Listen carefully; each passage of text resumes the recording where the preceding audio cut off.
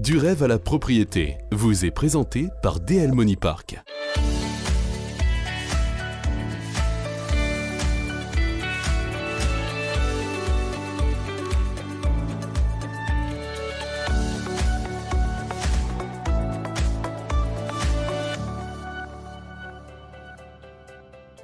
Les formalités administratives qui permettent de s'assurer du cadre légal dans le cadre d'un financement immobilier, premièrement, vis-à-vis de l'établissement financier, l'acquéreur devra constituer un dossier de financement complet. Donc au-delà du fait de donner son identité, des informations sur sa profession ou sa situation personnelle, il va aussi devoir justifier certaines choses comme par exemple ses dettes, ses charges, et puis la provenance de ses fonds propres. Ça, c'est un point clé pour le partenaire financier.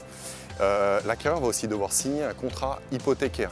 Contrat hypothécaire dans lequel en fait il se met d'accord avec l'établissement financier sur la durée, le montant et le taux de son financement hypothécaire.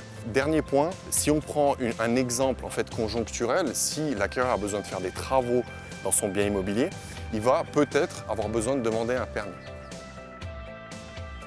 Donc les obligations légales, c'est celle, si on veut soi-même passer comme propriétaire, c'est être majeur, ne pas être interdit. Donc c'est très minimaliste comme exigence. Et puis, alors si on est étranger, il y a un problème d'LFAIE qu'il faut satisfaire.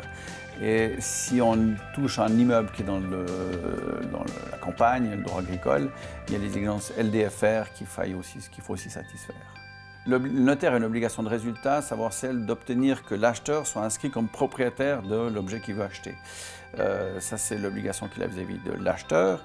Et vis-à-vis du vendeur, il a évidemment l'obligation de lui transférer le prix de vente qui peut comprendre le remboursement de l'hypothèque, le paiement des gains immobiliers, des choses comme ça.